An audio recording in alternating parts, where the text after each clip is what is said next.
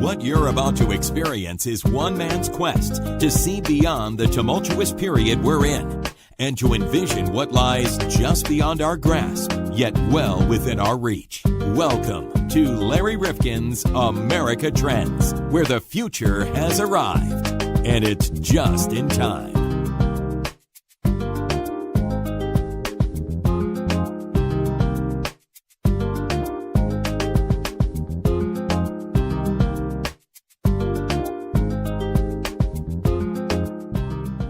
Larry Rifkin and John Krofzig back at you for another episode of America Trends. And John, you know, some of the episodes and subjects aren't a mystery. They're pretty clear as to what it is we're going to hear because the topic is very focused and very specific. In the case of the next episode that we're bringing to you today, the subject matter really was hard to figure out at the beginning, wasn't it? Yeah, especially the name of the book. Well, it yeah. does make it kind of confusing. Well, the book is called Make Elephants Fly, The Process of Radical Innovation. Now, something like this, John, can go way off the tracks because we could get into the weeds with someone like him. And now, of course, he's in California. And so a lot of people are getting into the weed in California. Oh, yes. Yeah. I see what you mean there. But we digress, and we'll hash over that at another time. But other topics that we do, like this one, really are a mystery and enigma until we start them out. And until you hear the nature of the person on the other end and how giving they are. Because how do you really define radical innovation? Wow.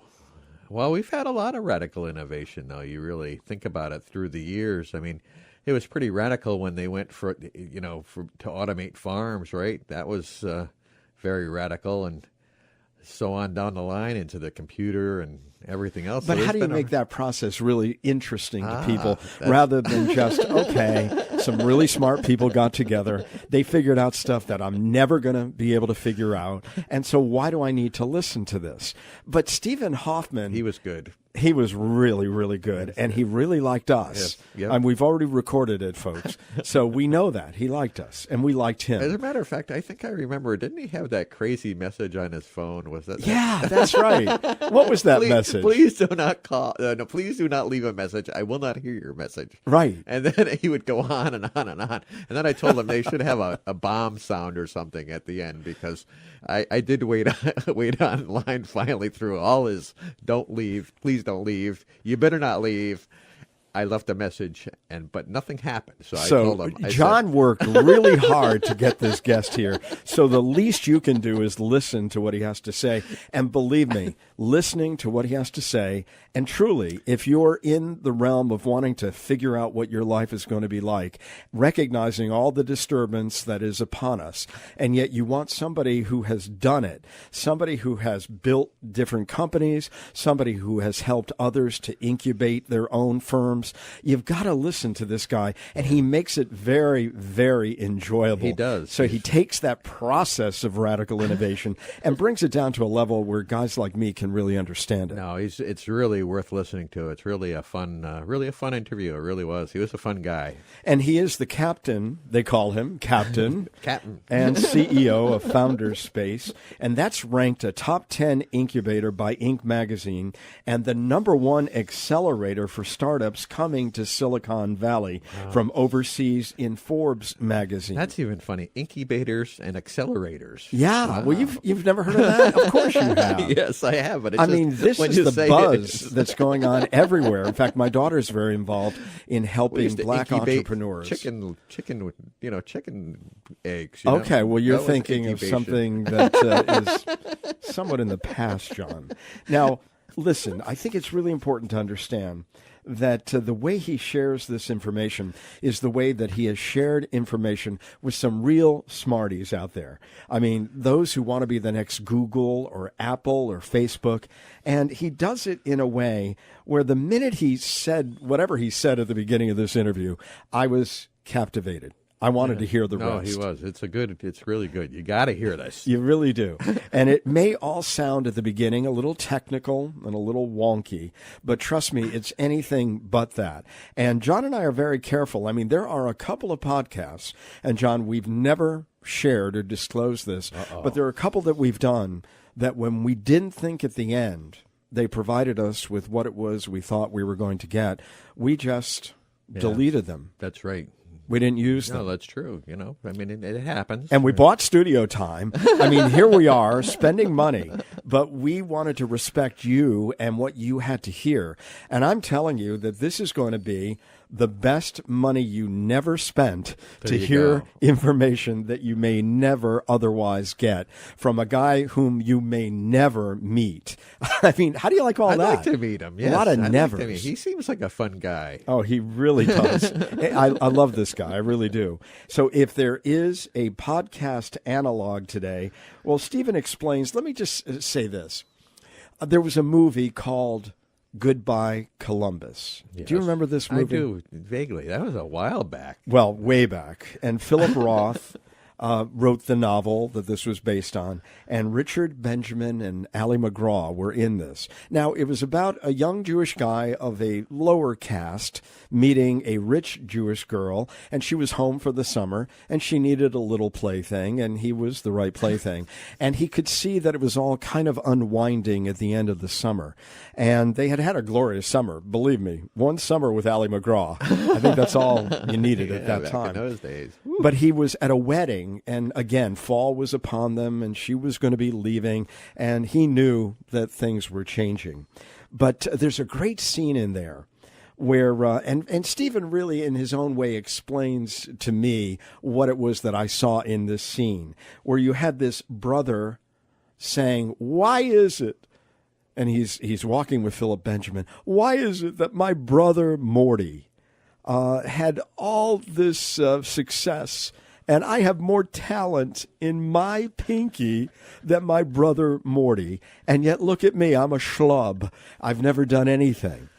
And, that's the beauty of what Stephen Hoffman offers us today.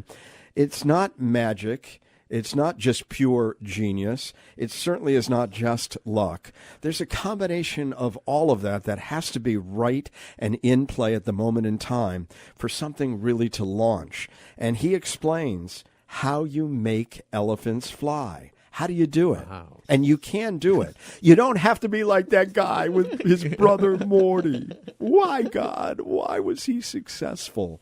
Well, we're going to answer that today with Stephen Hoffman. It is so great to be talking to Stephen Hoffman, the author of the book, Make Elephants Fly, The Process of Radical Innovation. And Stephen, not that I think that this is getting a little hackneyed, but everywhere we go, everybody talks about the process of rebirth and regeneration and innovation, and none of the old things can survive.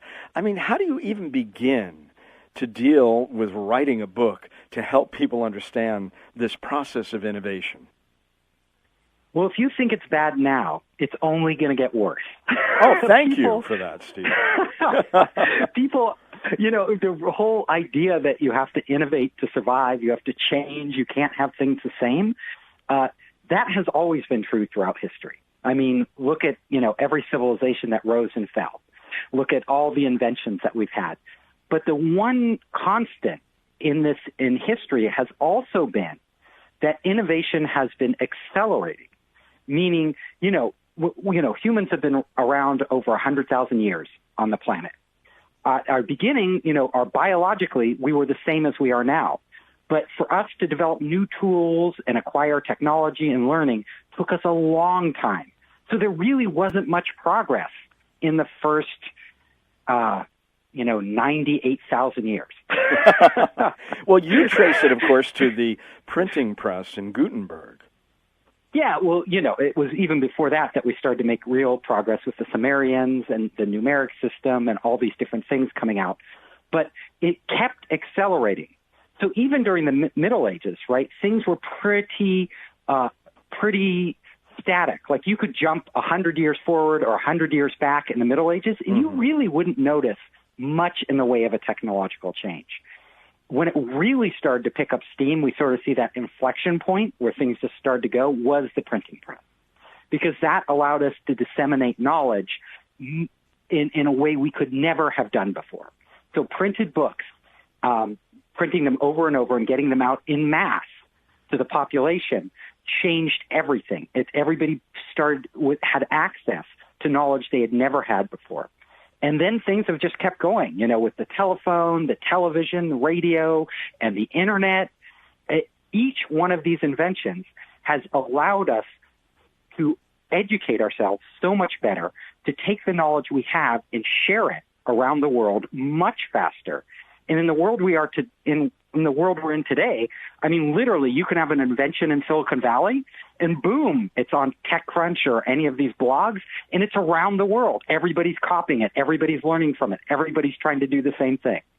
And with billions of people and billions of minds plugged into the internet, that is why people are looking at their businesses and realizing, wow, what we thought was true today, what we thought the normal way to do business today will not be the normal way to do business, not in 10 or 20 years, but literally in 1 or 2 years. And if you are a big established business and you've been working on your processes for a long time, you're married to them, your technology, your engineers really trust it, and then all of a sudden this upstart comes along that has 10 people who are innovating out in Silicon Valley, and they kneecap you, and you say, what happened here? I mean, how common is that? Is it better to be really mobile and have a lot of flexibility in these times versus being as established as many companies are? So the problem is, when you are big and established, a lot of times innovation comes to a grinding halt in your organization, because you are big and established by the very nature of your organization. There's a structure there, and structures, people, when they're in a structure, they don't want to change. There's a huge amount of inertia. You have a startup, and they are free from all the constraints of the organization. They don't have to report to their boss. They don't have numbers to meet, their quota, either on sales or their P&L statement to worry about. They don't have all the bureaucracy of the organization. They can just take a new technology that they're interested in and apply it to that business and see what happens. And in your book, Make Elephants Fly, you remind us it's not generally about the technology itself, but about its application. And Steve Jobs is probably the best example of that. He is a great example. So Steve Jobs' technology, and Apple in general, has never been the most cutting edge. I mean, they took literally to build the first Apple I, they were taking off-the-shelf parts and putting them together. And with the iPhone, if you look at the guts of the iPhone, I mean, Samsung and all these other people make all the different pieces. Even Foxconn puts together the entire phone. Apple doesn't even do it. And the hardware is really not very different from any of the other hardware out there. It's not exceptionally better or worse. But what Steve Jobs did, and what he's so amazing for, is he combined different disciplines. He really took innovation to a whole nother level in terms of looking at it not just as a hardware problem, but at how people use a device, their experience, what they feel, and how to bring in aesthetics from, design and art and typography into these different devices to make them much more human and a much different experience than they would have with a more traditional device at the time. So in this case, design is so important to function and to success, because there are a lot of great technologists out there. But if they're building something that to most of us is like cobalt is to the way we can operate a machine today, then it's not terribly usable and will not create that bump that we're looking for. Yeah, it's amazing. In Silicon Valley, everybody says, it's the tech, it's the tech, it's the tech. And I agree, technology plays a very important role. But most of the companies that have become huge companies like Uber or Airbnb, Facebook, Twitter, their tech wasn't anything exceptional. But their approach to design, how they designed a new experience and a new way for people to interact, and their business model innovation, how they approach business. That's what set them apart. That's what allowed them to break through. And when we look at those large behemoth dinosaurs that did not survive, would Kodak be one of the great examples of that? Kodak would be a great example. I mean, they owned innovation. That's the funny part.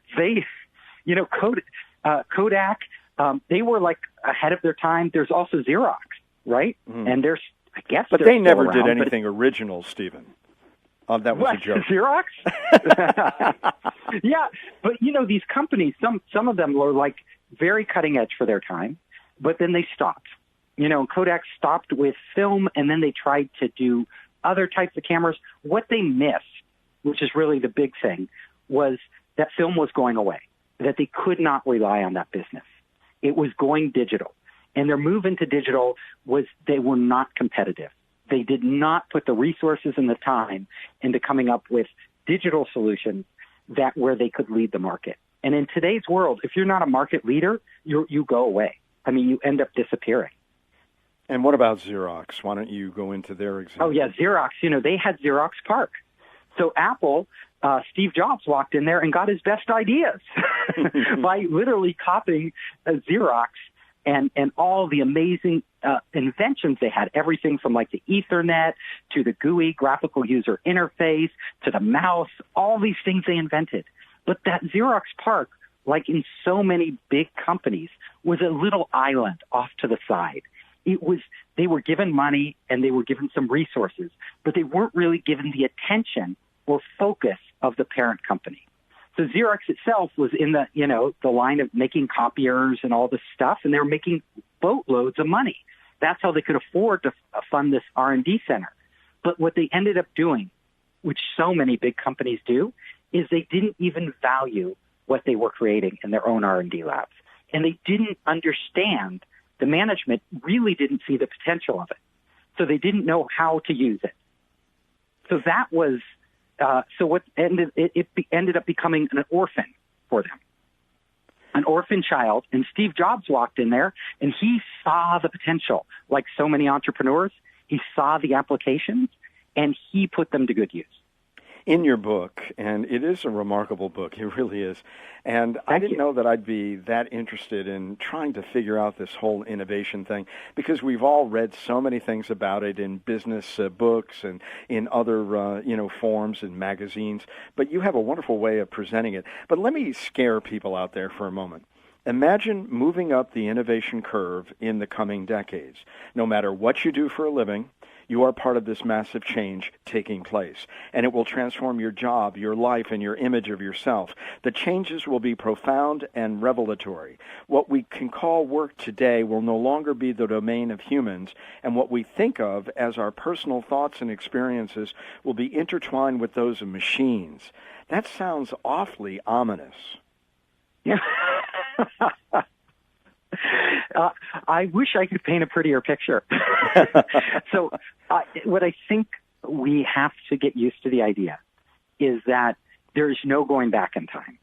We cannot go back to how we used to live, 100 years ago, 1,000 years ago, 2,000 years ago. We can't go back to an agrarian society.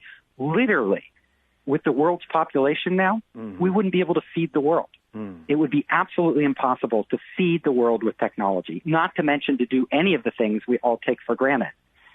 So these machines are here with us to stay. Now, the machines are becoming more and more powerful, and the machines will end up being incorporated into more and more facets of our life. And in some ways, that will be very good for us. Like, we'll be able to do amazing things we have never been able to do before. A lot of the work that is sheer drudgery will go away because the machines will do it. But at the same time, you can't undergo this momentous change that we're undergoing with the introduction of smart machines and not have society change along with it. So a lot of jobs that people do now will not be here in the future. These machines will take them over. The machines will take over even parts of our lives that we are used to doing. So things that we do on a day-to-day basis, like planning where we're going to go next, machines, AI will figure that out for us. They'll schedule an appointment. They'll schedule a car. An AI-driven car will come pick us up. It'll take us to our next meeting. It'll inform us what we are there to talk about. And we'll trust these machines more than we trust ourselves. And the reason we'll do that is because they'll do a better job than we would do. And are these machines that are going to be implanted in terms of our brain? I mean, that there'll be a chip that will really act as our own intelligence? What is this we're talking about? That's the next step. So if you think it's weird just to have machines all around us, they're going to be inside of us. I know people just have a really hard time imagining that, but I can believe you. But let me step back for a moment. You say that these advances in technology, aside from us not knowing how we're going to earn a living, that they are going to free us up for more creative work. And that's a good thing if we really can use it for that purpose and get away from the drudgery. But having said that, a lot of people are scared, saying, I'm not one of the higher functioning 10% in the society. I'm just an average guy. So what should I expect from this? Well, if you're lucky, you will have machines that will put you into the top 10%. But then everybody will be in the top 10%. Exactly. There will be no percentage because we'll all be sharing a massive processing power from these machines that we don't have right now. So what will separate us? I know that Howard Gardner has talked about the 7 intelligences. Will it be our emotional capabilities? Will it be our empathy? Will it be something else about us? If, in fact, we can download all the knowledge in the world to our brains, then what will separate us one from the other? Okay, what will separate us from one from the other? That's a great question. You know, what makes us unique right now? So that's what we have to ask. So in our lives, that makes us unique is our unique manifestation of our DNA, right? The DNA we carry and how it's formed our physical body, our brain, everything else. What also makes us unique is our individual experiences. We will still have individual experiences. We will still have our unique body parts, our DNA and our structure. Those will make us some of who we are. But we will also be able to, let's say if you had a chip in your brain, tap into computing power and intelligence far beyond what we would be capable of doing as we exist today. And this will happen. If you don't think it will happen, it's actually happening right now. Really? So they Explain. It's amazing. So they have put chips in the brains of monkeys right now. And with those chips in their brains, these wireless chips, the monkey can actually control a robotic arm, and just by thinking, it can control that arm and feed itself. The monkeys in the laboratory with chips in their brain can sit in an electric wheelchair, and just by thinking, they can drive that wheelchair around, steer it, go anywhere they want. Now, if a monkey can do it, I think I could do it. Well, you're a very brilliant guy, and you've started so many businesses. You've developed this concept of the founder space. You're working with accelerators, incubators on innovation. I mean, you're a remarkable man. But you say to us that, like Tom Petty, who was one of my great musical idols, when he wrote, most of the things that I worry about never happen anyway. And I think he's right about that. We'll return to this episode of America Trends in just a moment. If you like what we're doing here at America Trends Podcast, please don't keep it to yourself. I know there are a lot of people, John, who think, well, if I'm listening and somebody else wants to listen at the same time, maybe we're going to collide and they're not going to be able to hear us. Yeah. Is that the way the technology works? No, there's plenty of bandwidth. Everybody can listen at the same time. All right. Well, that dispels that myth. Now, you can do a number of things that would really be helpful to us. You could give us a kind rating or a review at Apple Podcasts, and that boosts what they consider to be our value and visibility. And what does that do, John? Well, that puts us in the forefront so that you can find us easier, and most important is other people can find us easier. And you can subscribe there or on our site, americatrendspodcast.com, or wherever you're listening, so we can alert you to new episodes of the podcast, which, by the way, We put out twice a week on Tuesdays and Thursdays. And stay in touch with us on both Facebook and Twitter at Trends Podcast. Or you can like us on Facebook or follow us where, John? On Twitter. On Twitter, that's right, where the world turns to hear fake news or whatever it is. Well, Not you can us, direct though. We message have real us news. at Trends Podcast or using hashtag Trends Podcast. And you know, John, with our growing audience, and really it's been pretty remarkable, a lot of people just came to us the last month or two, and they might have missed earlier episodes. Can they get them again? They can look through them and pick the ones they want to listen to. They're all on the website, and a lot of them are up on iTunes, many of them. All right. Well, listen, there's lots of material to listen to. We hope you have the time, and we'll lend it to us because we try to make it worth your while. And thanks so much for listening. And tell your friends.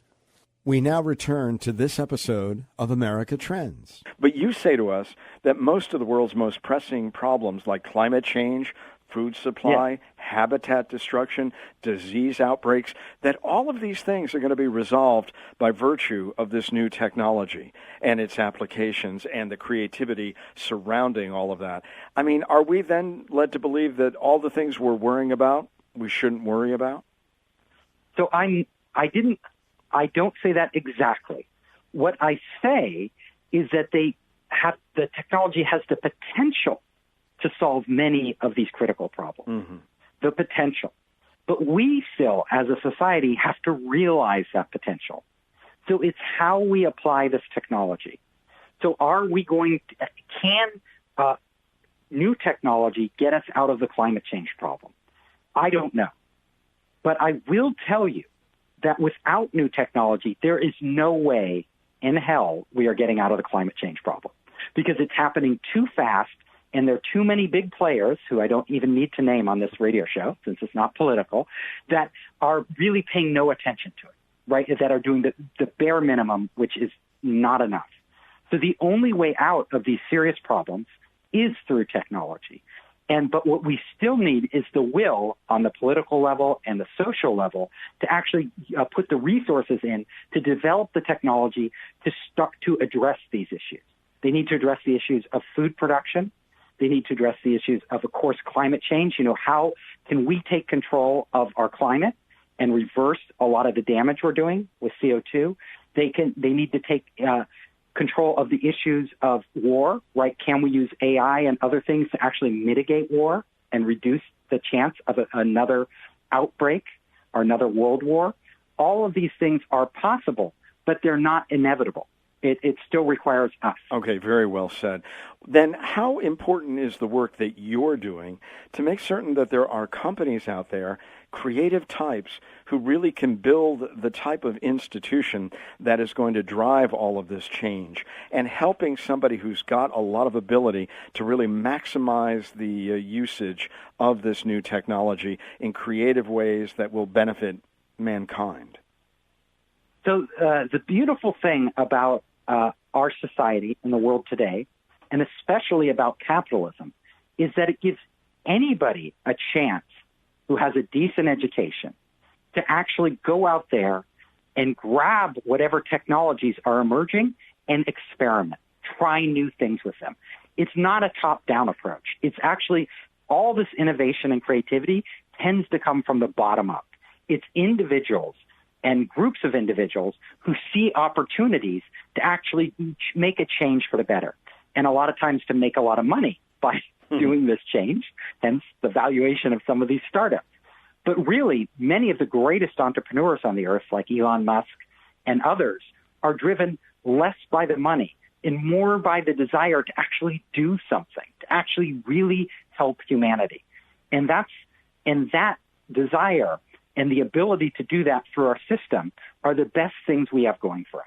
And you talk about the fact that there is no mythical unicorn, this one technological breakthrough. It's the application of a lot of these new technologies. And you point to so many companies, and when I read this list, I said, yeah, he's right. I mean, what Dropbox does in terms of file sharing, what Blue Apron does in terms of ready-to-cook meals, and you mentioned Uber and Airbnb. You've got ones like Cabbage, small business loans, Spotify, which everybody's using for music. And these were all generated generated by whom? What kinds of people? It's not that guy alone in his garage, is it? It starts usually with one or two individuals who have an idea, and their idea is usually wrong. Because most people who just have an idea, it's just an idea. You don't know if it works in the real world. But they start down a path, and the path is a path of exploration. It's like, okay, I have this idea. I'm going to try to figure out if it really works. And usually what they find is it doesn't quite work the way they imagined, but along the way, as they keep trying different things, they figure out what does work. And when it does work and it's right for the market and everything comes together, it just takes off and it sort of carries them away. It's like they're usually running after their idea to keep up with it. That's how startups work. They're really, really, really hard at the beginning, innovating. And then when everything clicks together, boom, it just goes. Now, as somebody who's trying to encourage all that creativity and innovation, can you see it from the beginning at your founder space or working with these incubators and accelerators? And by the way, he explains those terms in the book. We're not going to try to play with all that today on the podcast. We really want to get at these broader concepts. But Stephen, do you know when somebody's really got it, or do you know what it is that they need to really bring it to market? What is it that you lend to the process? So, when I run my startup incubators, I spend a lot of time sitting with entrepreneurs and asking them questions about their business, about who they are, about what they want to do. And I can usually tell you in a very short amount of time whether they will fail, like whether they are on the wrong track. I cannot tell you in a short amount of time whether they will succeed because there's so many unknown things in the future that change and so many variables and information that nobody has a control over or even insight into at the beginning. But when an entrepreneur, I've seen enough companies, so when an entrepreneur comes to me and they say certain things, I could say, no, that's not going to work. I've seen that, a dozen times already with other startups. And going down that path is a dead end. And I can try to help put them on the right path. But I can tell you some of the traits I look for in successful entrepreneurs. Help us with that. Okay. So there are a couple things. So the number one thing I look for when I talk to an entrepreneur is their level of curiosity. Like, are they really interested in the business they're in? Have they gone deep? Is it something, like when you talk to the entrepreneur, do they only know the surface level? Or do they know everything about this business? Have they delved in everything? Have they read everything? Are they like just sucking in information? And they have so much information, so much knowledge, and a lot of ideas about their industry. Those entrepreneurs, I usually bet on. I think, wow, they have something special. And then I like to see in their past that they are the type of people who complete stuff. Like when they hit an obstacle, they don't stop and then try something else. They just figure out how to get around that obstacle. Like nothing will stop them. And then the third trait I look for is not them, but who they have surrounded themselves with. Who are their co-founders? So did they bring on the team really, really amazing, smart people? People with skills and talents different than their own that complement them. If they are the type of person who can attract great talent and lead them, that's the third essential element I like to see. Now, I know you just got back from China, and in your book you write, I travel a lot in Asia, and I can tell you the Chinese, Koreans, and Japanese are just as talented as anyone in California, but they lack something that we have. So what's our secret sauce in Silicon Valley? I will tell you our secret sauce in Silicon Valley, and that is that we are not just Californians. So I grew up here. I grew up in California, born and raised, and Californians aren't like exceptional in any way. But what is exceptional about California are a couple things. So number one is that we are lucky enough now to attract talent from all across America and all around the world. We are sucking in the best and most ambitious brains from China, Japan, Korea, Austria, Germany, you name it, South Africa.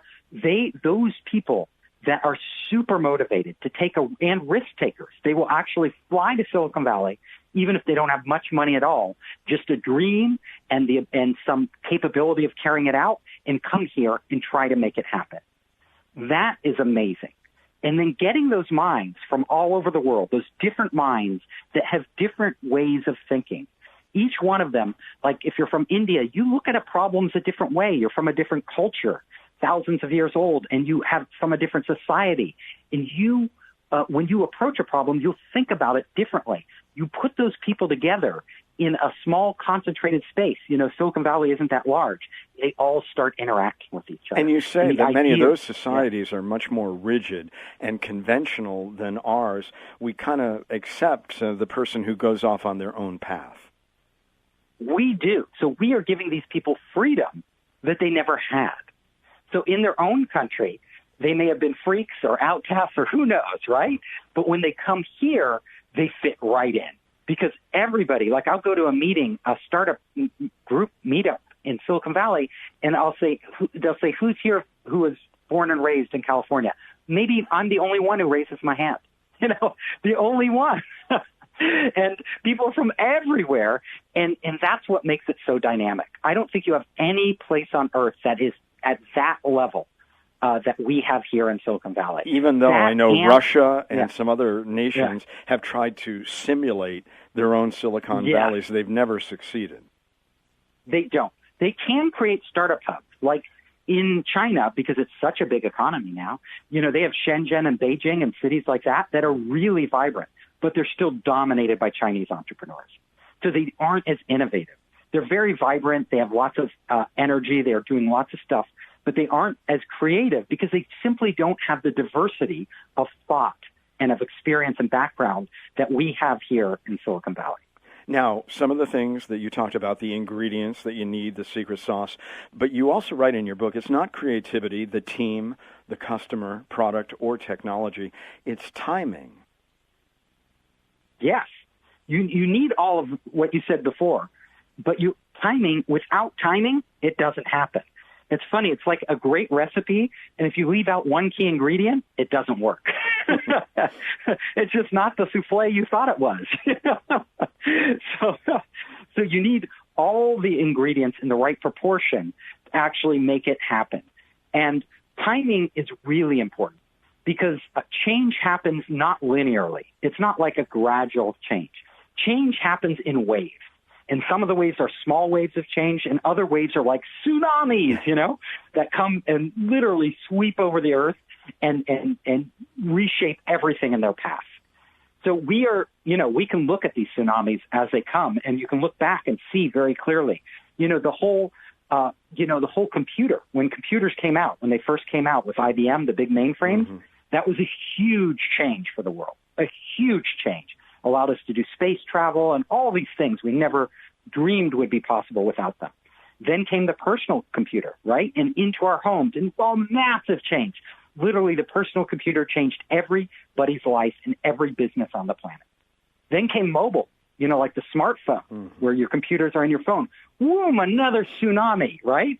It just swept across the world and, changed everything. So what's washing over us right now? Well, right now, huge changes are coming. So AI is this massive change. We finally got into the point where deep learning and artificial intelligence can actually meaningfully reshape how people do business and how people interact with each other. And we are seeing these new technologies this new AI technology going into every industry and taking over many of the functions we used to have to do manually. Or in a very cumbersome way with computers. So that is happening right now. Big data is tied into AI. And that literally big data means accessing lots of data with algorithms that allow these algorithms to learn and make more intelligent decisions over time. And then there are other technologies which are really cool. So we have the blockchain, which is basically enables cryptocurrency and tokens to be exchanged in virtual economies. This is changing a lot of business, including the finance business, insurance, almost every industry on the planet will be affected by the blockchain. And then you have lots of new technologies that are right on the cusp of changing everything. And one of them is CRISPR, which is CRISPR-Cas9 is a DNA editing technology that basically allows anybody with the right training to create new species of plants and animals out of their home. And do you know how much CRISPR costs? How much? You can buy a CRISPR kit for under $500. Wow. Yeah, we talked about that a little bit when we interviewed a woman who wrote a book called The Gene Machine. Fascinating stuff. Make Elephants Fly. Stephen Hoffman.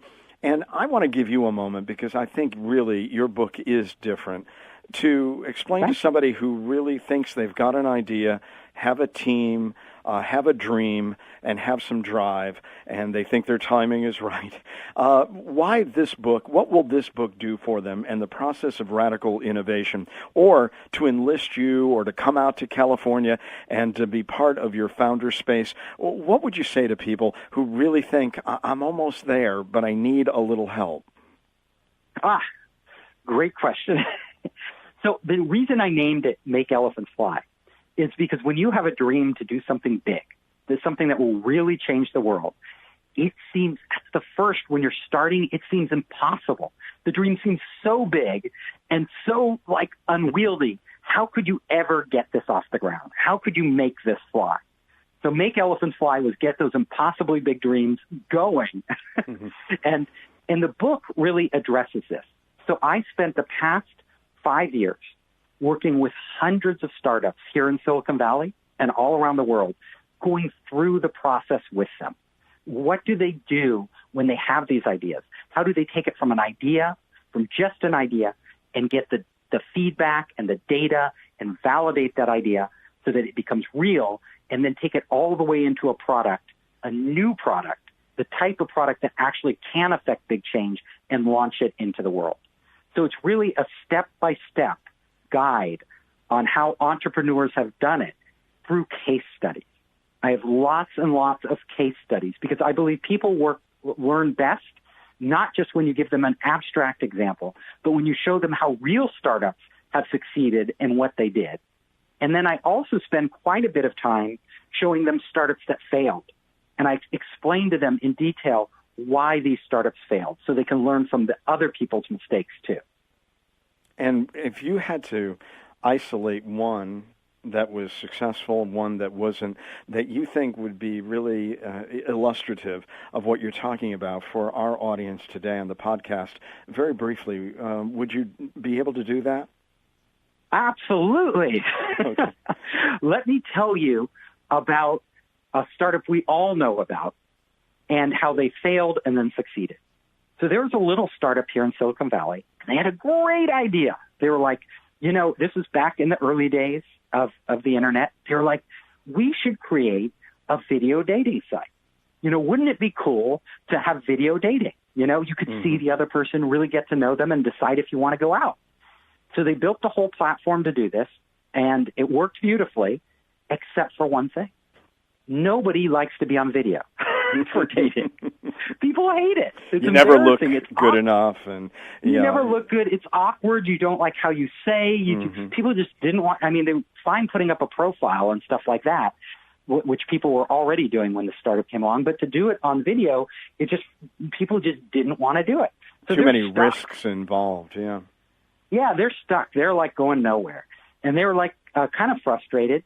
And then they discover by accident almost that they want to share a video of a party they had, with all their friends. But video files are large and that you can't just email them to people. So what they did was they actually put the video up on their dating site, uploaded it, and just shared the link of the video. And all their friends could watch it, and they loved it. And they were like, wow, people don't really have a way to easily share videos online. What if we allowed them to do this? And they started doing that. And you know what they called it? They called it YouTube. Everybody started uploading their videos because it was so easy to share them with the friends and then other people they didn't even know. And they became the largest repository for user-generated video on the internet. And what a remarkable thing they have established. And now they're the largest educational institution when you want to look at lifelong learning. There are many of us learning how to play piano, learning how to fix our car, whatever it may be. I mean, YouTube has now morphed into so many things. And it started with such a simple idea. How can I share a link to a video online so my friends can watch it? That was it. And their initial idea didn't work. And so a lot of the startups I work with, they're like off on the video dating site, you know, but the good idea is just one step away. Fascinating. I mean, what work you're doing, it is absolutely remarkable, and you're right out there on the edge of all this possibility. Stephen Hoffman, Make Elephants Fly, the process of radical innovation. If people want to know more about you, your work, Stephen, give us some ways that we can touch in with all that's involved. Oh, you can reach me a lot of different ways. So number one, you can go to makeelephantsfly.com. It's that simple. And I have a video there, the book, everything. And you can also go to founderspace.com. So at Founderspace is our incubator accelerator. We have tons of free content, lots of videos, educational materials, everything. And I travel all around the world, so you probably bump into me somewhere if you look. Absolutely, but don't leave him a message on his telephone. And My God, don't do that. we can have a laugh about that. Stephen, thank goodness we did connect, and it's been just a true joy and honor to have you on our podcast today. We'll get back in touch. You are wonderful. You are wonderful. I love your interviewing style. Oh, thank you. I just have to say that. Thank you so much, Stephen. Thanks for listening to this episode of America Trends.